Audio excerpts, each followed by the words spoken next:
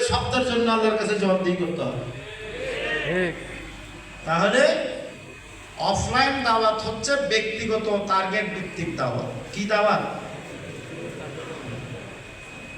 প্রত্যেককে 5 জন, কমপক্ষে 3 জন। কয়জন? 3 জন। 5 জন, কমপক্ষে 3 জন। ব্যক্তিগত টার্গেট দিতে হবে, তাদের নাম রিপোর্ট বইতে লিখতে হবে, তাদের সাথে ধারাবাহিক আলোচনা করতে হবে, তার চিন্তার বিভ্রান্তি দূর করতে হবে, তাকে বই পুস্তক দিতে হবে, তার সাথে সহবত দিতে হবে, তার সুখে দুঃখে অংশগ্রহণ করতে হবে। সে বুঝবে আমার অন্তরঙ্গ বন্ধু রফিক ছাড়া যেন আর দুনিয়াতে কেউ নেই। এরকম বন্ধুত্ব করতে পারবেন ইনশাআল্লাহ। এরকম বন্ধুত্ব করতে, এরকম বন্ধুত্ব করবেন, তাহলে আপনার ঈমান চাঙ্গা হয়ে যাবে। মান আহাব্বা লিল্লাহ ওয়া বাগাদা লিল্লাহ ওয়া আতা লিল্লাহ ওয়া মানাআ লিল্লাহ ফাকাদ ইসতাকমালাল ঈমান আও কামা ক্বালা নবী সাল্লাল্লাহু আলাইহি ওয়াসাল্লাম।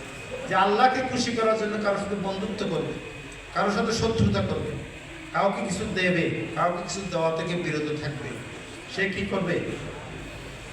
নিজের ঈমানকে পরিপূর্ণ করবে।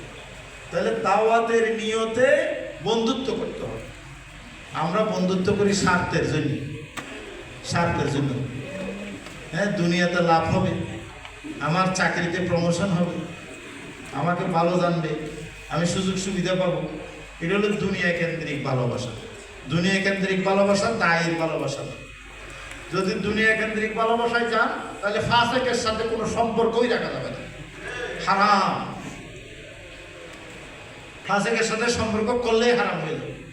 কিন্তু যদি দাওয়াতের নিয়ত করেন, আমি তাকে দাওয়াত দেব, আল্লাহর ওয়াস্তে দাওয়াত দেব, দাওয়াত পৌঁছাবো, তাহলে এটা কি হবে? আপনার ঈমানের পরিপূর্ণতার পরিচয় হবে। ওয়াজাবাত মুহাব্বতি